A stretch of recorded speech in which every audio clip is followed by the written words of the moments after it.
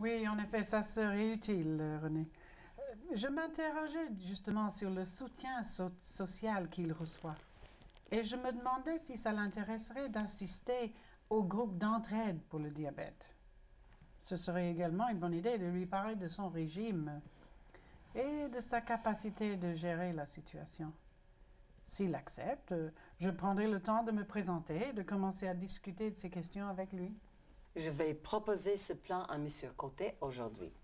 Oui, je peux aussi aller lui rendre une visite, évaluer ses besoins en support visuel ou autre soutien aux activités quotidiennes de la vie. Michel et Lise, que pensez-vous des médicaments que M. Côté prend actuellement? Est-ce qu'on devrait réévaluer ces médicaments? Je crois avoir pris note de tous les médicaments, mais laissez-moi résumer. Insuline, Novelin 30-70, 2 fois par jour. Rampiril, 10 mg, 1 fois par jour. Aspirine en comprimé gastro-résistant de 81 mg, 1 fois par jour. Simvastatin, 40 mg, 1 fois par jour. Et pour dormir, diazépam, 10 mg, dose répétée au besoin. C'est ça? Le diazépam ne convient vraiment pas au traitement de l'insomnie à long terme. Ce patient-là ne devrait pas en prendre. Vraiment? Non. Mais il le prend depuis 5 ans. Il a souvent des insomnies. C'est vrai qu'il faudrait éviter le diazépam. Je pense qu'il faudrait regarder ses médicaments. Qu'est-ce que tu recommanderais d'autre dans cette situation? De ces jours-ci, il y a beaucoup de questions dans les médias du traitement à long terme aux benzodiazépines.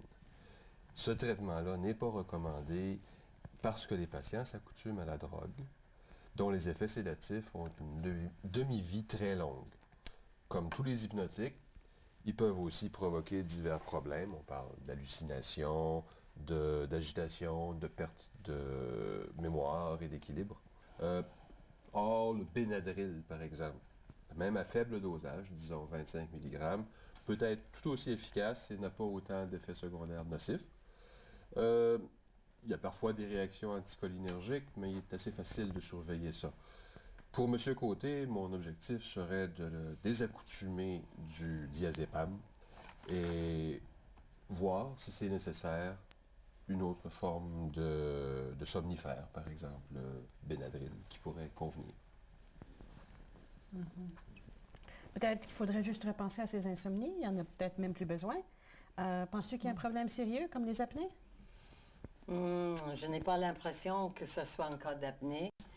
Je me demande s'il ne dort pas parce qu'il s'inquiète de son état de santé. Il ne fait pas grand-chose durant la journée.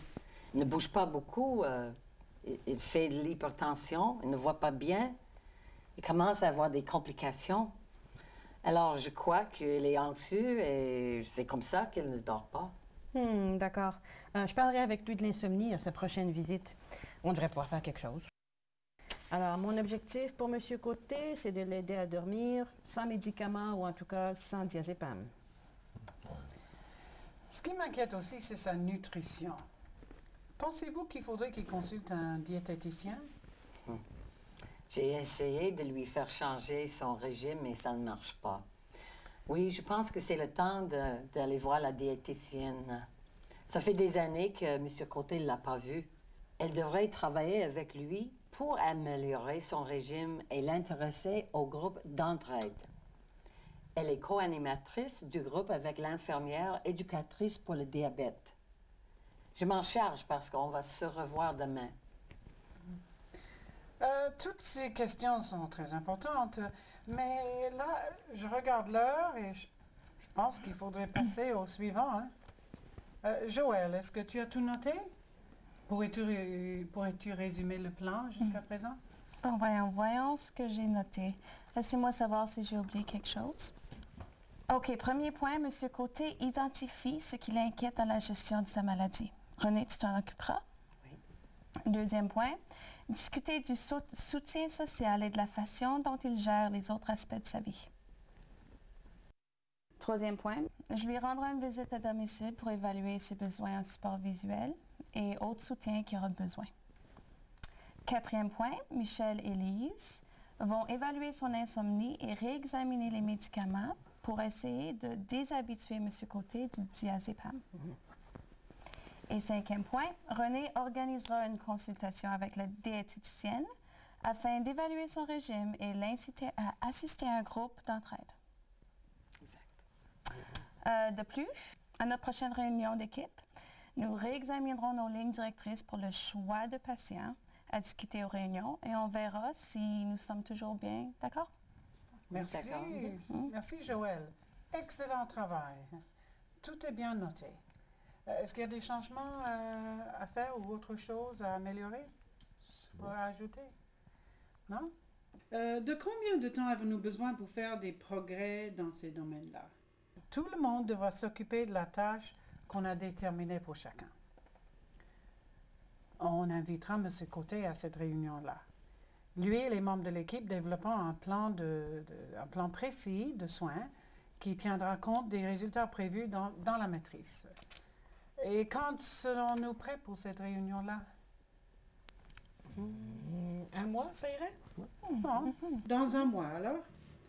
René, toi, tu te chargeras d'inviter M. Côté à notre réunion, dans notre réunion d'équipe dans un mois. Nous pouvons tous insister sur l'importance de cette réunion et nos rendez-vous avec lui. Je pense que c'est tout pour M. Côté pour l'instant. je pense. Merci tout le monde. J'apprécie beaucoup vos contributions. Quelle belle équipe. Mais oui, excellent. Passons maintenant au prochain patient. Voyons si nous pouvons faire autant de progrès.